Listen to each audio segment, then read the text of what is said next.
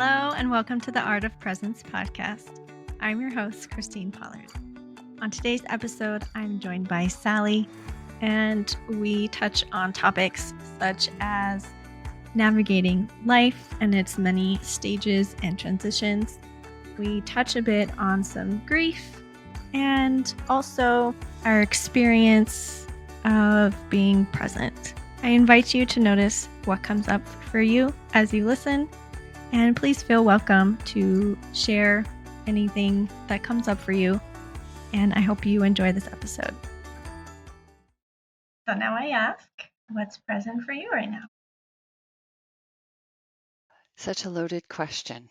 I think the idea of thinking about like what's present for me right now means that I have to be present, which I think is probably the thing that I'd most like to talk about in that challenge of being present and not overwhelming yourself with things that either I heard somebody say the other day about spending all the time in the past or all the time in the future, leaves very little time left over for the present.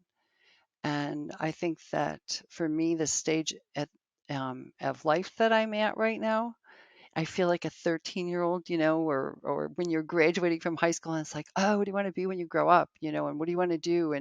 And very few people are asked like, what feeds your soul? And at this, then, I mean, at 13, nobody goes, oh, what would feed your soul? At this point in my life, it's the focus is more on what feeds my soul. And how do I accomplish that in this space of time and not worrying about what I'm going to get done or not get done. So for me, that's been coming up a lot lately because there's been some big changes in my life. Um, I'm um, I'm of an age where one could retire, but I'm not. And many of my friends are, and they've moved away or they are, snowbirds, as they refer to them, right? And other people are just doing other things, which, change the dynamics of friendships. And it also makes a difference. There's a bit of an age difference between my husband and myself, which means that when he's ready to retire, I will be way past the time when I want to retire. And so finding some point of balance there and what does that look like in our relationship. Um, and then finally, how it impacts our kids, how it impacts relationships with our children in terms of time and being able to spend time with them. We have 4 children between us and 11 grandchildren. So there's a lot going on. Just trying to find that balance. It's a huge struggle. And sometimes it's almost as if you don't want to do anything. You find yourself not wanting to do anything because you feel overwhelmed trying to do everything for everybody and make everybody happy and just all of that. And I don't want to complain. I mean, I sound like a, you know, it I really can't complain. I never had grandparents. With my history and my experiences and everything, I never knew my grandparents.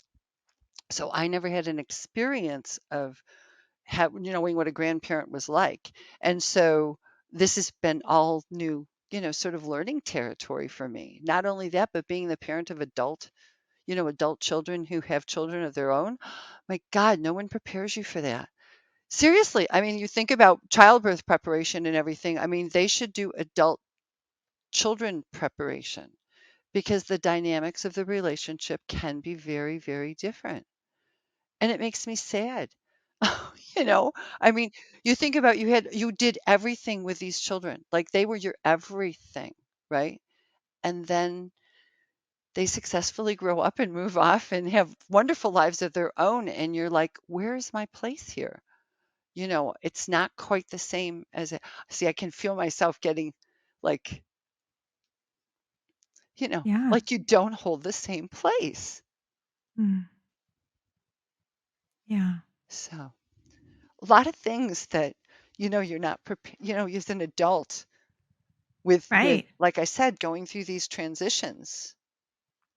I used to Yeah. teach in child and family studies, and I used to teach life course classes, right? From birth to death, conception to death, as we've learned, in pre and perinatal psychology. But I mean, nobody prepares you for the rest of this. No. And Well, like sometimes you, it's really hard. yeah, like you said, there's childbirth education courses. Okay, why do we need that? Because we need support for that transition, right? Right, But it's right, not even just childbirth. right, How to parent. It's like there's no instruction manual. We're just supposed to like figure it out. And yet I see from so many other parents, it's like just winging it.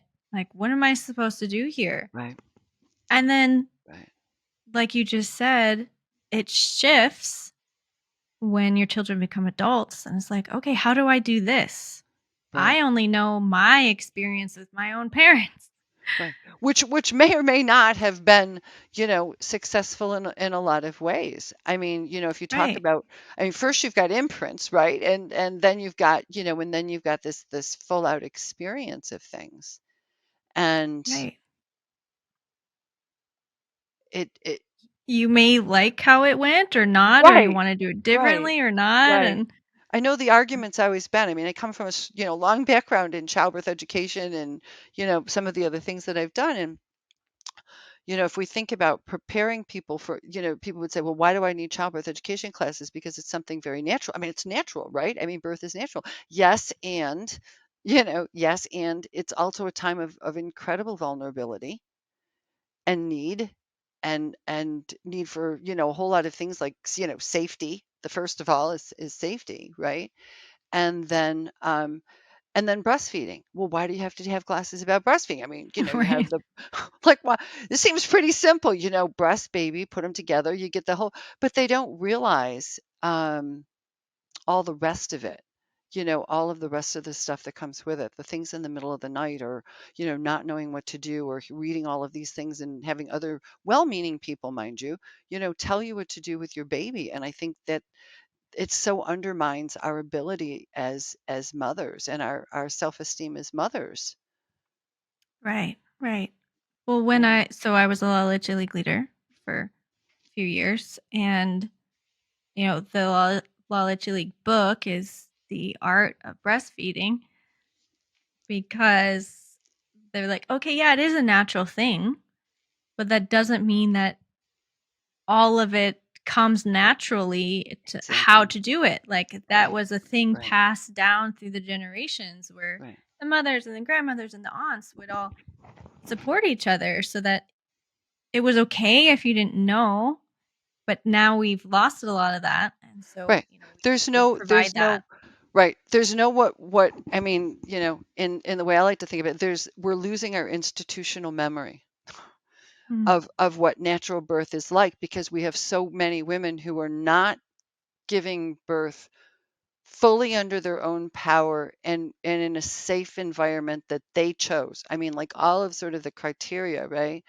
Um, it's not just that you have a baby that lives, you know, which is great. Don't get me wrong, but there's so much more to that. I mean, we thoroughly underestimate what the birth experience, no matter what it is, how it changes a woman, you know, and how it can both positively and negatively impact her feelings about herself and certainly the way that she mothers, and then it causes us to go back and at that point, right, when we become pregnant, or thinking about it, we examine our own mother's mothering, to bring it back around to the family piece and right. decide. I mean, my whole dissertation was on beliefs, attitudes, and behaviors about pregnancy, birth, and early mothering, and it was a tri-generational study because I thought I didn't have that. I'm adopted. I don't have that. Mhm. And I thought that that was really interesting, even then, to look at that. And that's even before I knew about pre and perinatal psychology, which is bizarre. I mean, I realized I was teaching that stuff before I even knew there was, like such a thing as pre and perinatal psychology. But I mean, coming back around to you know, the the struggle piece and the need for support, um, we don't have that. Extended families are, not the norm anymore. People move. They're much more global. which it's not just, they move to the town next door. We're talking, they live in a foreign, in another country. I won't say foreign country, but another country. And that makes it really hard to maintain relationship. It's like a long distance dating, marriage or something. I mean, it takes pretty special people to make that work successfully in a way that nurtures both people and the relationship, Right. because Yeah. it's the relationship that's most important. Right. Yeah. And so Yeah. And coming how? back to, how are those changing relationships with friends? Like Mhm. it's really hard when all your like these were people I've see it's doing it. These are people I've known for like 2 decades. I came Mhm. here to go to graduate school. A couple of these people were three of them specifically were students of mine that I got to be really good friends with. They were, mid returning students, and we were all found ourselves in a very similar place, and went on to be, after the semesters were over, went on to be friends. And they've all done what they're supposed to be doing, right? And I love that and I support that. But it changes the dynamics of how you see friendships, the efforts that you put into maintaining them, their role in your life. Again, I look at, research geek here, but I mean, people who are socially active, I guess you would say, you know, at the older ages, are the ones who have more fulfilling and healthier and longer lifestyle, lives. We know that that social component is important. I work from home, wickedly lonely, can be very, very lonely. So part of self-care means that I also have to be conscious of that and be present, and take care of those things. And um, what's that thing? The saying, if you don't have 5 minutes to meditate, meditate for 60. Yeah. Mm-hmm.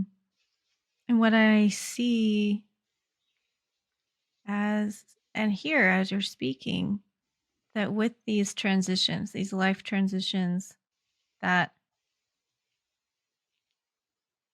A, we don't know what we're doing, like we have to figure it out. Hmm.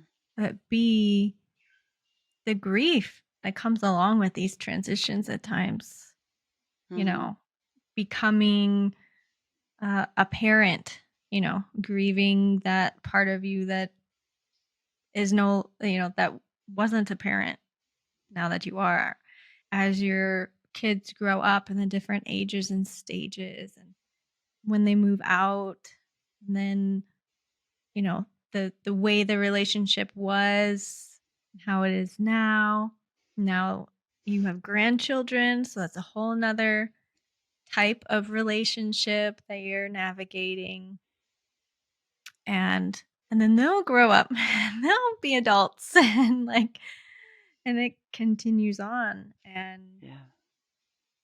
and you see the importance of these connections, these relationships, in your life, and it's sad when it changes, and when things can't last as long as we'd like them to sometimes. Hmm. Hmm.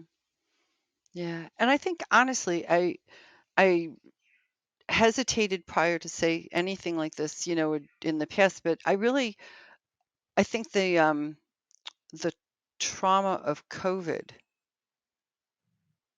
was underestimated in terms of the impact that it did on families.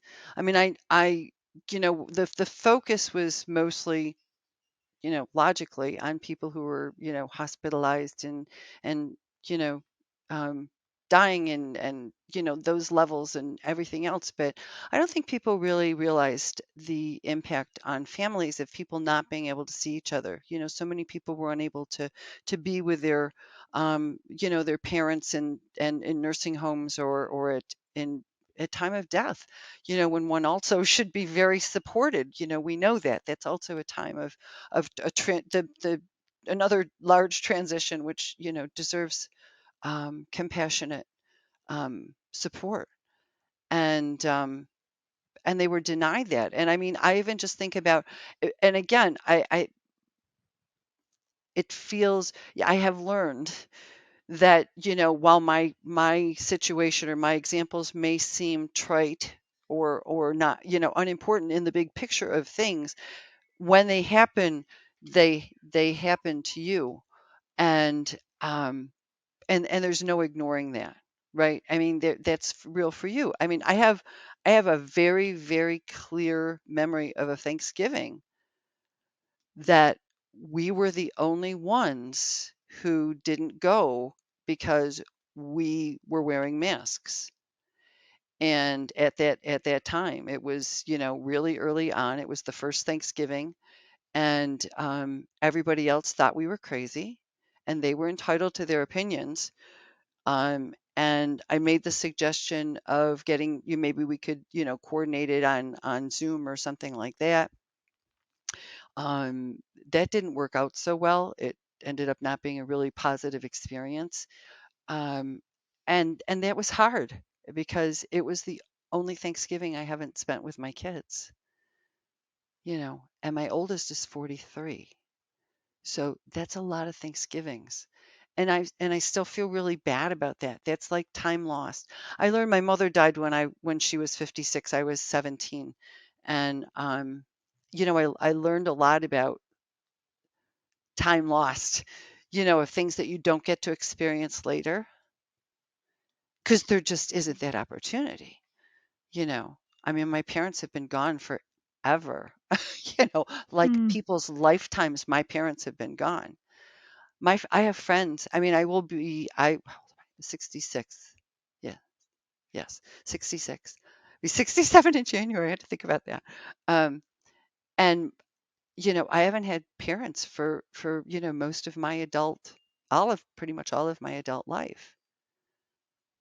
So that's a very different experience. And when I have friends who still have their parents, there's a part of me that goes, wow, how blessed you are. And then there's a part of me that goes, wow, you suck.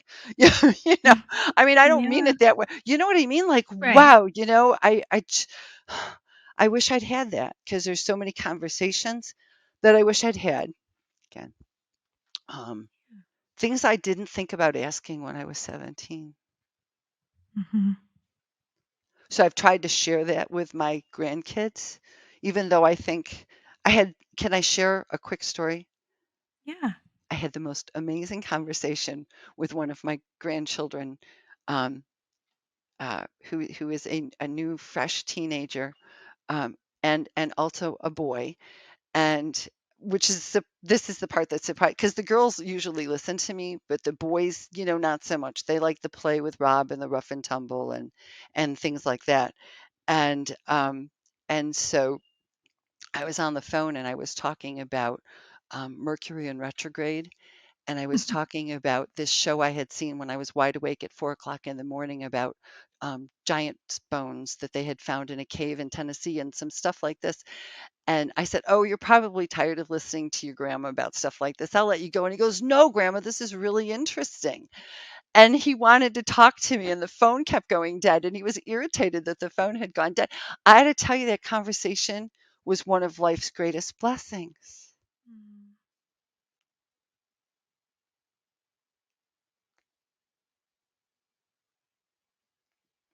Yeah. I want to make a little space for that. It was pretty It special. is. Yeah, it was. I mean, just a conversation. I get off the phone with my daughters. I probably shouldn't admit this publicly. My husband knows this because I report it every time. Every time I get off the phone with my daughters, I look at the time and I say, 24 minutes and 38 seconds I got to spend with them. Mm. It just shows how much you love them, how much you love connecting with them, and how meaningful that time is with them. Especially now, as I'm reminded of how we started this conversation with the transitions and things, and how the relationship changes as children become adults, and there is less time Mhm. together. And so the time Right. that you do have, I see for you, like, you really cherish that. It's really meaningful for you. Yeah, it is. It really is. Thanks for seeing that and Mm, making space for that because that is important. And as you get older, you realize that your time left, is less than your time already spent, and I think that, every year I have spent beyond what my mother had, I've been so grateful for, you know. And there's been life, a couple of health challenges here and there, that have made me go, okay, better, pay attention. right. Help pay attention and don't take anything for granted. And that comes back to, like that staying present. But then the challenge of how do you be like how do you fulfill that for so many people and still have time for yourself in terms of self-care, Mm, you know, because you're still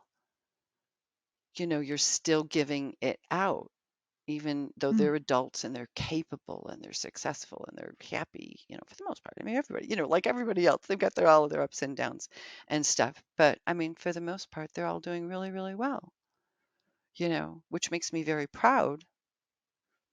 And it also makes me sometimes regret that I raised strong, independent daughters, you know, Mm, because mhm, I wish that they found more of a place for me mm, in their lives. And that makes me also then realize that, makes me look back and think about how I spent those latter years with my dad. I had all three girls before my dad passed away. So my dad passed away when I was about 30. I have to go back and look 'cause that's terrible. It's been so long. Um, Something I pushed away, but um, anyway, geez, I even lost track there with that.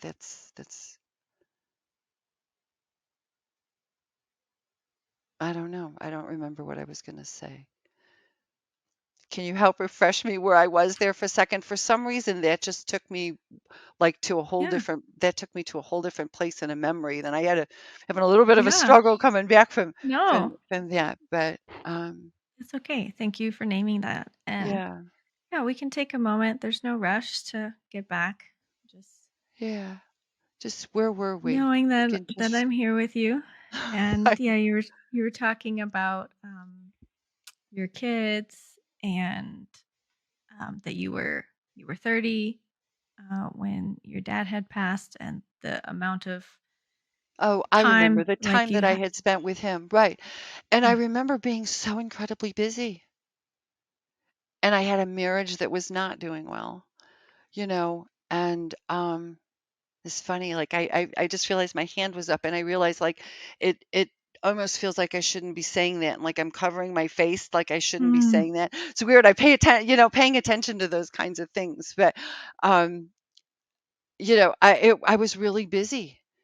Life was very, very busy and crazy back then. I had a husband who was out of town 50% of the time pretty much, and I had very active girls and I had gone back to school and there was a lot going on and my dad was just like he was on my radar, mhm. but not in a way that I bet he wishes he was. Yeah, Yeah. I resonate with that. I lost my dad earlier this year, I know. and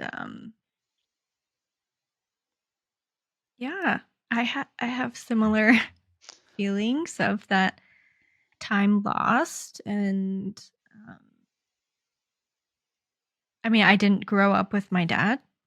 my parents divorced when I was 4, and I only got to see him once a year, usually, which we continued on for the most part in adulthood, even, which was good because uh, some families, when your kids live in different states and don't always get to see Right. kids every year. He usually worked pretty hard to make that happen every year. Um, but this time, he it didn't work. He was going to visit me last year, and it didn't happen, and that was concerning. I was like, oh, that came up on my radar. Like that's different. And he had said some things at like Christmas time, and I was like, I wonder if he's doing okay. And he would come up in my mind, but I also have ADHD. I'll forget a lot of times to text or something. I'll think I already have when I haven't. So like when he passed, like 2 or 3 days before he ended up in the hospital, I had texted him because I was like, I had told him I was going to come visit him because it was seeming too hard for him to travel. So I was like, "Oh, don't worry about it. This year I'll come to you instead." And so I had texted him a couple of days before, like, "Hey, planning to come next month on these dates. Does that work for you?" And I never heard back. The next thing I know, he's in the hospital, and I'm grateful for the time that I got with him there. But when I looked back at my phone, I was like, oh, I hadn't talked to him since Christmas. It had been like 4 or 5 months, even, and so, yeah, there's that kind of guilt of Right. I didn't say, I swear there was something at some point in between there. Maybe I just don't have a record of it for some reason. But yeah, I was just like, oh, I really let that much time go between Yeah. communication. Like, yeah. But it didn't not that it didn't matter, but now that he's gone, it's more meaningful. Right. Right.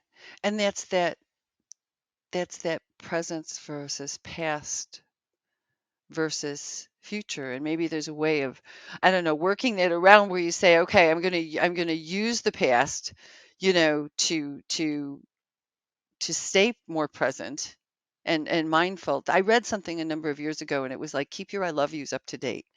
And I just love that, keep your I love yous up to date because you never know. I mean, I didn't know when I went to school that morning that I would never see my mother again.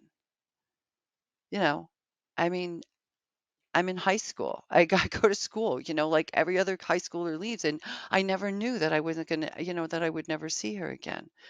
And I wonder what those last interactions were like. And I was a 17-year-old rebellious teenager. I know what those interactions were like. We were not at our best place. Just let's leave it there. So, I mean, it's hard to think about the things that if you had it to do over again, but could you do it differently? Because I don't get that that was intentional on your part at all. It wasn't No, deliberate on your part at all. It was that's what life that's what happened. yeah. I mean, it was kind of the nature of our relationship. Like, there was a deep love, even if we weren't capable of the type of relationship that maybe we wanted. If that makes sense. Yeah. Um, yeah, I remember, my dad would be like, what did, how would he say it? It's like, I love you, right? I'm like, yeah, I do. I do know that.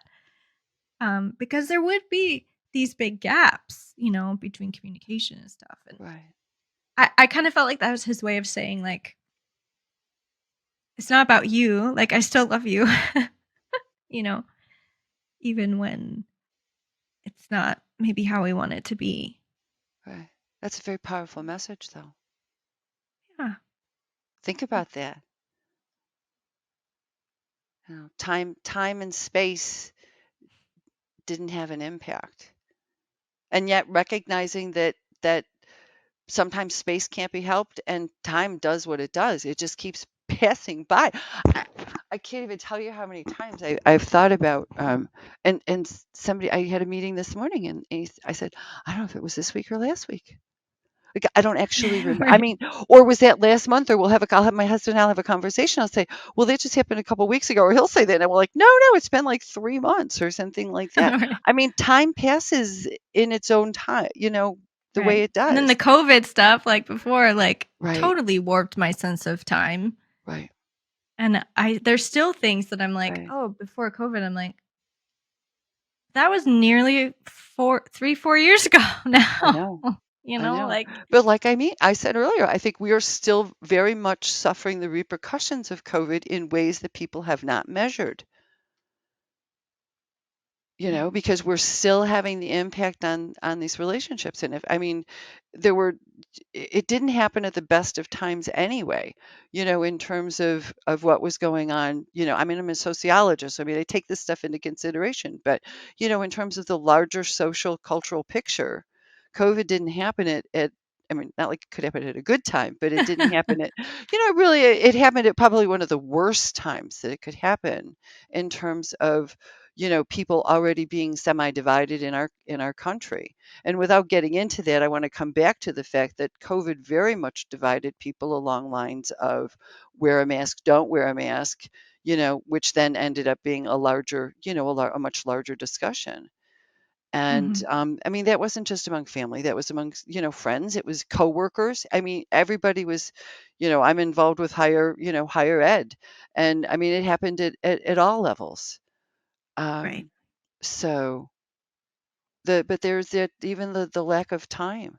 People are suffering the long COVID symptoms, and a lot of those are so varied, nobody can keep track of them anyway. But I think one of them is in fact like this brain fog, piece, Mm-hmm. which further complicates, how we're feeling, like being able to separate, is this something from that? Is this something real and now? Is this, what's going on? Yeah. Yeah. But I mean, Such. bringing it back to what we were talking about, Christine, about, things, your dad, fathers and stuff and relationships overall and things that you can't go back and change. So, that from like a birth work perspective, which is some of the stuff, that I've been doing in terms of working with, women and couples around birth trauma is, what does it take to get to the point where that experience no longer permeates Mm-hmm. every thought and every action in a way that that doesn't feel okay. I mean, I think about mediation, right? Both parties have to be there voluntarily, right? Equal stance, unbiased thing. Like, how can you have both of those feelings, or different feelings in a space and be that unbiased, right? Have it be like a mediation space where both feelings are there voluntarily, and it's really hard. It's hard to Mm-hmm. balance those out, Yeah. you know, because you're happy that I mean, you're happy with outcomes generally speaking, but yet there's a lot of stuff that you look back on and you think, gosh, if I had that to do over again, what would I do differently? Maybe it's not just assuming that you're going to do it differently, but asking the question, would I do it differently? You know, Mm-hmm. what Yeah. purpose did that serve for me, at the time? And I think that's what we have to think about everything that happens, right? What am I supposed to, what's the lesson, right? I was looking for like, what's the lesson here? Yeah. It's one thing I was grateful for. I think knowing but not knowing that my dad was dying. Like, at first, there wasn't certainty, but there's like this knowing The knowing, anyway. the knowing. Yeah. Yeah. And then with that knowing, really, really being able to be present. Like, I really Mhm. felt like I was present there with him. Even in the final moments, like I wasn't I wasn't already grieving him. I feel like I could have been stuck in my own feelings of loss, but like I really felt like I was there with him to the end. And it wasn't about me or what was going to happen or what had happened or the things I'd missed out on or how I wish things were different.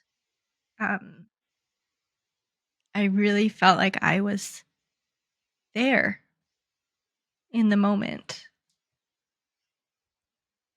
And so I'm so grateful for that. That is Like that I can't what a regret that, what a gift Yeah. for Yeah. both of you. I mean, really think about that, to be really present, to be, and we say in birth to be like in the room, right? Mhm. Like with woman. I mean, if you think about the meaning of midwifery, right, is to be with woman. Well, you're midwifing people in and we midwife people out. And what a powerful presence it was to be held, both of you to be held, Yeah. mutually in that space. Yeah.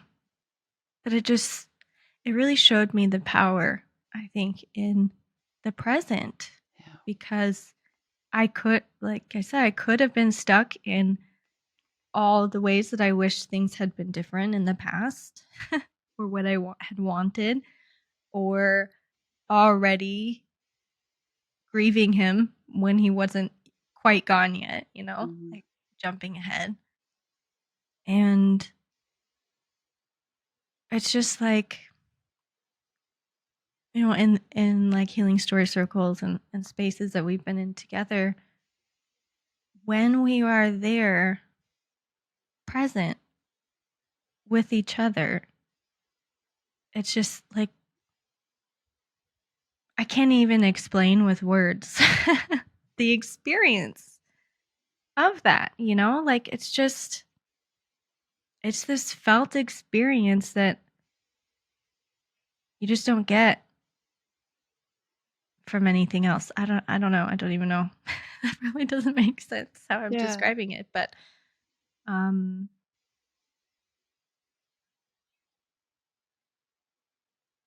yeah, just as I learn to be present with myself and with others or practicing being present with others. Um sure we have our stories that come up and those things aren't present, but we can be present with what is coming up for us now in relation Mhm. to those stories. And I've so much appreciated you and um your feeling, that you've brought into this conversation. Like things have really touched you, and for you to share that to me is such a gift. To But you to be there with you. you mentioned that we have spent a considerable amount of time in these healing story circles and spaces together, and the standard joke in all of those circles is I don't do vulnerability well, because it's hard to be vulnerable and you have to be in a space. I mean, that supports that when you were talking about don't know how to describe it, I just had this vision in my head of like this fleece, this really soft fleece, white fleece line kind of cradle, Mm. that you were just totally supported, and it was so soft. You just kept wanting to, to feel it, and everything. And I think that that's what it feels like, because you're feeling it. It's okay. Like, you might be suspended, and that might be a little bit scary, but you're still being cradled, right? It's still soft enough that you're safe, right? It just gives you that kind of support. And that's incredibly rare for people, like you said, it requires presence. It's a learned experience. It should be Hmm. natural to be able to be present with someone. Right. I mean, if we think about ancestrally, like eons ago, like people had each other to listen to, right? And they weren't distracted. They weren't distracted by everything that people are distracted by today. There weren't cell phones and televisions and, all sorts of other things that people get busyness that they get distracted by. There were no sporting events. There were, to run people to. I mean, these are all good things, right? But they've detracted from our ability, I think, to take that time, to commit to that time, to be present with someone. And even if it just comes down to, like, saying something like, somebody, you're like, your husband wants, or your friend, or somebody wants to your child, somebody wants to talk to you, and something's going on for you that you're going to need to just collect yourself a bit, before that you're able to really be fully present for them, and to be able to name that, and to have the other person be in a space where they can accept that. Right. That Right. that's deep relationship work. Right. I think that's one of the biggest hurdles that I've come across anyway, is I may be able to be present with someone else, but if they can't be present with themselves, or they can't receive me being present with them, Mhm. then the experience is very different Mhm. than when two people can give and receive that presence to each other. And um, I really love the way Thomas Hubel says this, but it's me experiencing you experiencing Experience me, me. right? Right. And I was just talking to a client earlier about this dynamic in their marriage where one partner is often stuck in the future, and can't receive what's now, and so it's all they're always looking ahead at, what's next, or when this need is going to get met, or whatever, totally missing what's happening right now, of like, oh, I need this, I need that. Their partner is giving it to them, but they're still not here in the Mhm. present, and they're missing it. It's not even registering Right. that they're being given what they've asked for, Right. because they're so stuck in the future.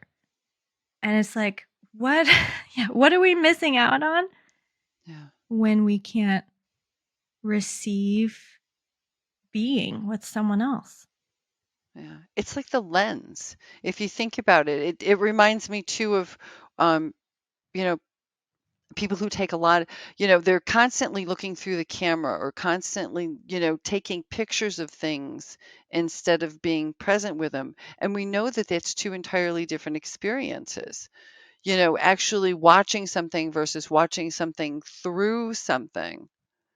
It's very Oh, different. yeah. That And not reminds denying the me. pictures. We love pictures, don't get me wrong, Right. but there's got to be a balance somewhere. Right. Right. I was listening to this talk yesterday between Thomas Hubel and Gabor Mate, and Gabor was sharing that there's a study in the 80s or 90s that It was a video feed, a live video feed between a child and a mother, and they were in separate rooms, but it was live, so they were, you know, um, interacting with each other through the screen.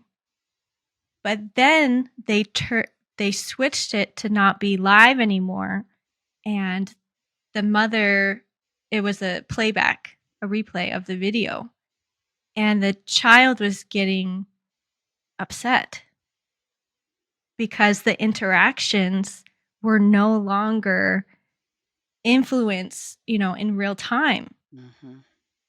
They weren't getting that interaction anymore. It was just this video.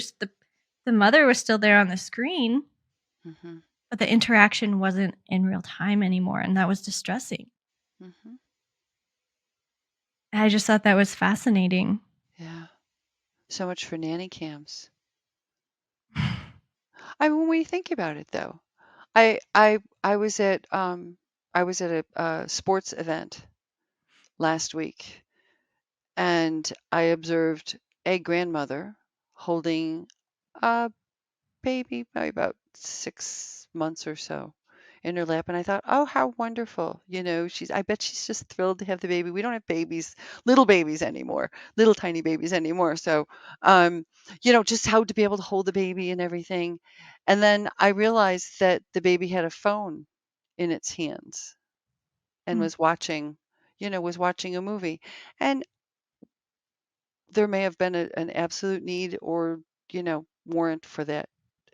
But there was this twinge of sadness for me, mm, when I thought, oh, it's unfortunate. There's so much missing there for me in terms of what could have been, um, that might not be because of the addition of that extra piece, that we didn't have to deal with we didn't have cell phones when my kids were little.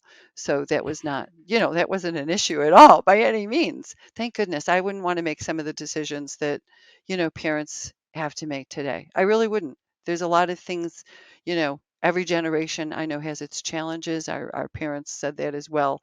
But I think, kids today have a lot more challenges and parents today have a lot more challenges.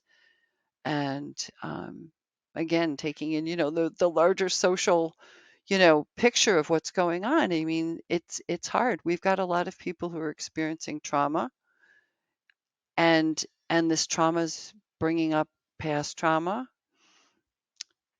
and and there's so few places that recognize the value of the work of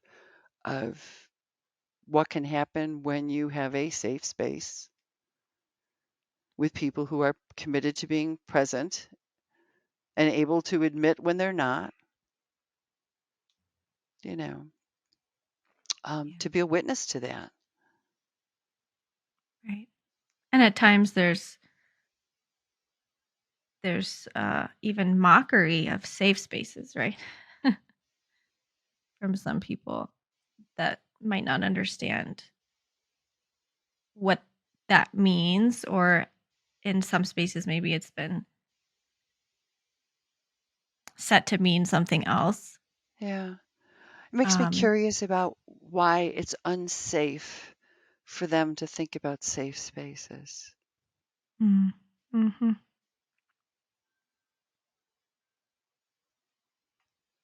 I still remember that kid whose shoulder I touched in Philadelphia. I got waylaid. I went in. I asked for directions. I was standing in line. There were some young men ahead of me, taller than I am, and I'm 5'7", and I tapped on the shoulder of one of them. And because I was going to say, hey, do you guys know where you are? Do you know how I get back on the highway? Because they were obviously of driving age. They had, and he turned around and he was like, get your hands off of me. Who are you to touch me? And I was really shaken.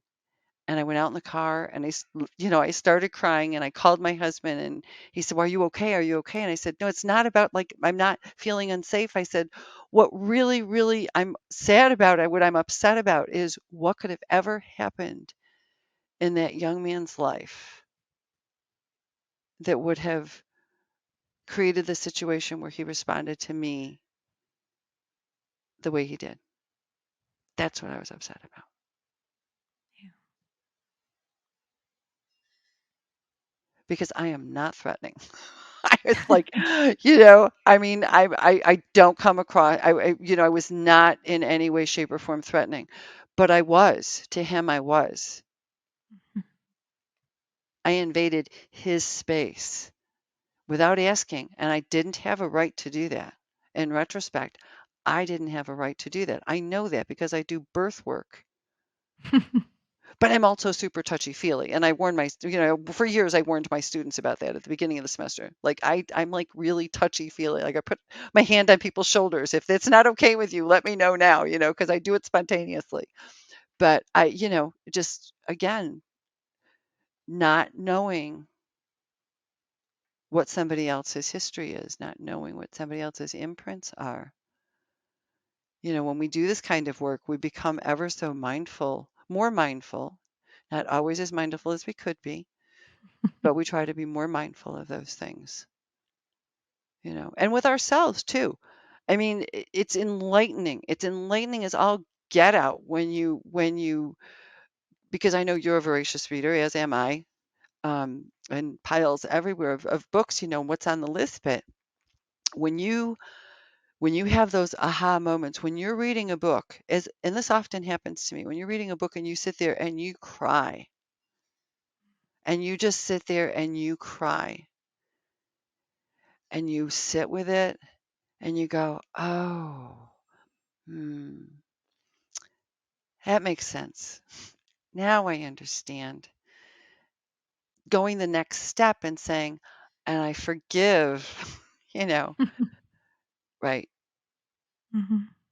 yourself and others for whatever, led you to that point, because it's not, what purpose is it serving, right?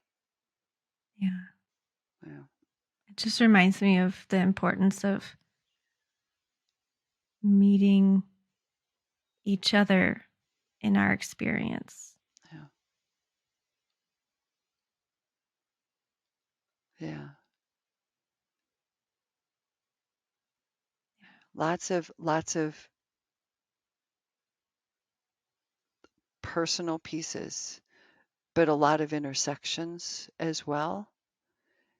And I think that's where you connect, right, on those intersections and the humanity of it, really. I mean, if you think about it, you connect on a level of humanity or Yeah. humanity, as I should say. Former Yeah. teacher of feminist studies, I should be very careful about that. But we find the man in everything, right? But yeah, but I mean, really, that's that, because there are places that we can all be touched, even if we haven't had that, even if we haven't had that experience. We can Mhm. all be touched. We Right. can connect on some level. Right. And holding my experience and yours at the same time without negating either one, even if they're not in agreement, right? We both can have a very different experience of the same thing. Hmm. And it Hmm. doesn't have to be, you know, you agreeing with my experience or me agreeing with your experience, but that both can exist and they can both be true. Right. And Right. when we can make space for me to meet you and you to meet me without me getting, lost in my own story or something. Um, Right. I think you brought up a really interesting point, because, one of the things that's important to this type of work is it's not, like we said earlier, like it's not about us, right? It's really not about us, even though we're making that connection. It's also really important to realize that their experience is their own. And, a lot of us, myself included, has a way of affiliative relationships, of connecting with people across experiences. That's always been important to me. I think sometimes that might come across as like like trying to share my own story, but it's not meant in a way to share my own story. It's meant in a way to connect. So finding ways to connect without sharing your story is hard work. Yeah. That's hard work. Again, we don't prepare. I taught and designed a divorce culture class. Swear they should make it much harder to get married and much easier to get divorced. I'm telling you, I'm a divorce mediator. Trust me. They should make it much harder to get married and much easier to get divorced. People are woefully, woefully unprepared for what it takes to be in a long-term committed relationship if that's what you decide to do, mutually decide to do. Yeah. That's Absolutely. hard. I mean, I felt that way anyway. I thought I knew, but I was 19 when I got engaged. Yeah. So, Yeah. in all of my teenage wisdom, thinking as many teens do that we know everything, Right. I got married at that 19. thought that I had this, understanding Yeah. of, married at 20, did not, looking back, I knew nothing. Yeah. I Absolutely knew nothing. nothing. Right. Hmm. I was a child. There is a reason why the American Psychological Association has deemed adolescence to be up to age 23. That is your end of adolescence. You have no business getting married while you're an adolescent. I mean, think about it. But we do. People do all the time. And we have, everybody has differing levels of maturity, of course. But the point is when you're 19, you have absolutely no clue what your priorities are going to be at 30, 40, 50, 60, and the rest of your life. You have no idea because you don't know. So how do you know how you're going to negotiate that? And then you get all busy with kids, and you Hmm. get all busy with life. And time passes quickly, and then the next thing you know, my oldest grandchild is in her senior year of high school. Do you know how crazy that is? That's that's that is amazing to me. I still remember her birth. I was there, you know. I still remember her birth. She's a senior in high school taking 5 college classes. She's almost got her associate's degree finished. It's crazy what they're doing today, you know. Yeah. And I used to cherish the time she would come and spend the night. And she got busy, Hmm. and now she's graduating and now she's going off to college. And I think about how many more nights is she going to come spend the night at grandma's, you know. Yeah.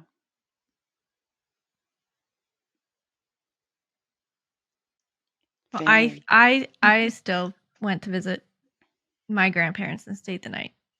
Oh, good. As There's hope. so, yeah. There's I hope. even brought Chloe at one point, and uh, Yeah. until she had to move and into a home for Alzheimer's. But That's hard. yeah, I would still stay overnight at times, and I want and my with my girls to come and spend the night. I want my daughters to all leave their families at home and I'll send Rob off someplace and I want us all to just I'll be back in the house together again. Mm, Have a sleepover, pajama party. yeah, That would be fun. yeah. Yeah. So, relationships super important. All sorts of relationships super important. Yeah.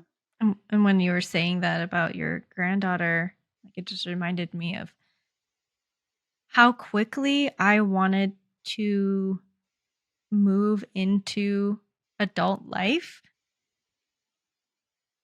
Like I just wanted to jump ahead Mm, always, and how much I missed out trying to do that only to realize that, oh, adult life lasts for the rest of my life.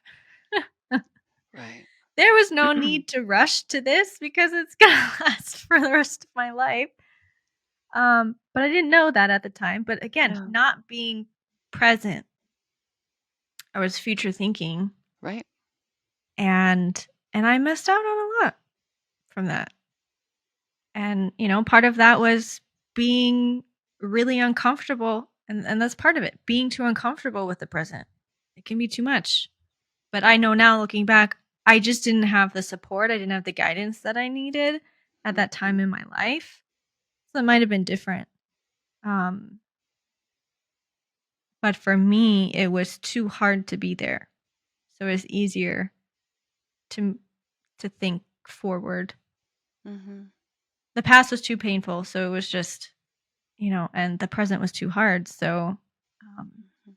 Yeah, but but but your yeah, mind, your body, everything was doing exactly what it needed to do at that time to keep you safe. right, yeah, yep, And if that meant forward thinking, create hope, create something to look forward to, create an option, a possibility for something different, then that makes perfect sense. hmm yeah. And I feel fortunate that at so I'll be 35 next month, or not next month, in a couple weeks. Happy early This month, birthday. it's already September. It is, yeah. Um, that I can be more present, and I know plenty of people, you know, well past my age that can't do that. And so I'm grateful, not that it's, better, but it's what I like for myself. And so I'm grateful that I have found this and I can spend more of my years uh, supporting myself in this presence, um, instead of the forward thinking all the time. Mhm. Mhm. And having the tools and the support for when you invariably and inevitably do Mm-hmm. naturally move into that, because I mean, Right. it happens to, right? I mean, it's to the suffering is in the resistance, right? I mean, you know it's going to Right. happen. It's what do you do with it when it comes, and Right. having that And support. right. And it's not to make presence being like on a pedestal and like this is what you need to achieve all the time, because that's not possible. It's not Right. reality. Um but it's about noticing when I'm there and being able to receive it and take it in when I can. Hmm. And yeah, like you said, there's going to be times when I'm in my past or I'm in my future, and I can notice that. I don't have to judge myself for that. And I have tools and resources and support to help me come back to my being. Hmm. And that's more powerful than so many other things and tools that people are using, you know, um, or just ignoring it altogether, which is not healthy, in any way, shape, or form. I mean, there's But just sometimes it's all we know how to do. that's all we know how to do, right? And again, that's it's our bodies, our brains, our whole being coming to our defense, basically, to keep things and to keep us as safe as possible. Right. I mean, the multiple personality thing has always just boggled my mind. I am in such deep awe and respect of the human mind that can go that far, to that extent, that elaborate nature of creating multiple personalities because someone's trauma is so great that they can't, it's just too painful to bear witness to it in their own self. That's fascinating. Utterly traumatic for the person. I mean, needs all sorts of support. I mean, don't get me wrong, but I mean, really fascinating when you think how incredibly powerful the brain is and what it can do. Mhm. Yeah. It gives us new insight into child development, child behavior, our own behavior, and others. It's just incredible to me. It just, It is. It is. Yeah. yeah. I warn people, like, I'm a neurobiology geek, I love studying the human brain, but it's just really incredibly fascinating what a complex and amazing, thing that is. Mhm. So it's no surprise really when you come to think about it that we struggle with stuff, Yeah. because we don't, are finding as you get older, once again, you sort of lose things here and there, forget things. And, I like to think of my mind, the brain, as a large warehouse of file cabinets. And sometimes I just can't find the right file. It is all there. It's all there. It's just you have to retrieve it. So when we're talking about health and wellness and wholeness, it's there. We just have to figure out how to retrieve it. Right. Yeah. I'm just noticing the time, so I just wanted to bring it back around and um yeah, I'm just curious what may be staying with you or what you may be taking with you from this conversation. Yeah. Well, I know that this wasn't an official healing story circle, um, but there are elements of that that were certainly modeled, in this conversation.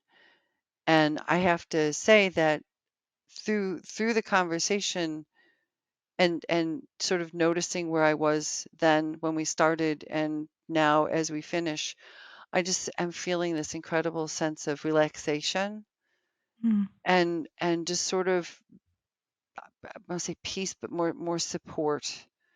More mm, like, yeah, but it's okay. I'm being cradled. I've had a space to talk about it.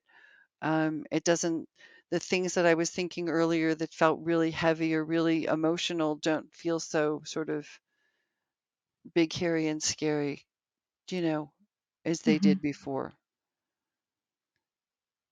And a lot of that has to do just with being able to move it from in here Mm. to out here in a safe space. Yeah. So thank you, Christine. Welcome. I'm so Thank you. glad that you are here doing this with me and grateful for everything you've shared and brought to this space and honored to help hold that space for anything that wanted to come out. Um, and it just reminds me of really, as maybe cheesy or cliche as this might sound, but the power of presence, the power of connection. And Mhm.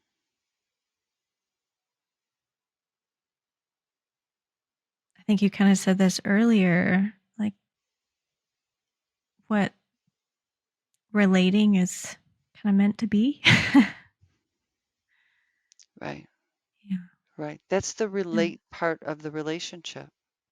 mhm, Yeah. It's like responsibility, right, right? We have the ability to respond if we stop, stay present, and collect ourselves so that we're actually responding, not reacting. right. Yeah. So I appreciate this opportunity and this time with you as always. Thank you. As I always. appreciate Thank it you too. very much. Yeah. Is it okay if I read your bio before we end? Sure. Is that Sure. okay? Is I can also do it off. if it No, feels it's all weird to right. hear me read it. Okay. It's all right. Somebody said to me, "Can I say something real quick about that before Yeah. you say that?" I was talking in the hairdresser shop yesterday, and we were talking about birth and breastfeeding, and one of the women said, "Wait a minute, stop. Who are you?" And she said it just like that. And I went, "Oh, how do you explain to people like the kind of work that we do?" It's a little, right? I mean, in a short sentence, but go ahead. I'm sorry. Yeah. It was No, it's funny. okay.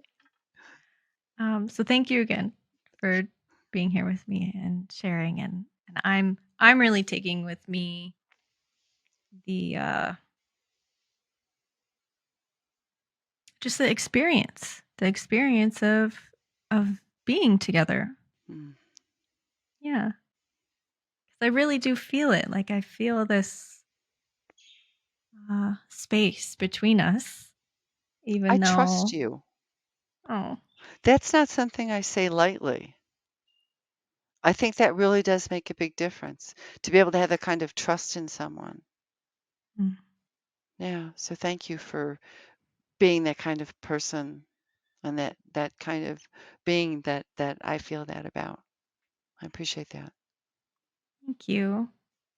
Just noticing how that lands in me, and I'm touched, and I'm really trying to take that all in.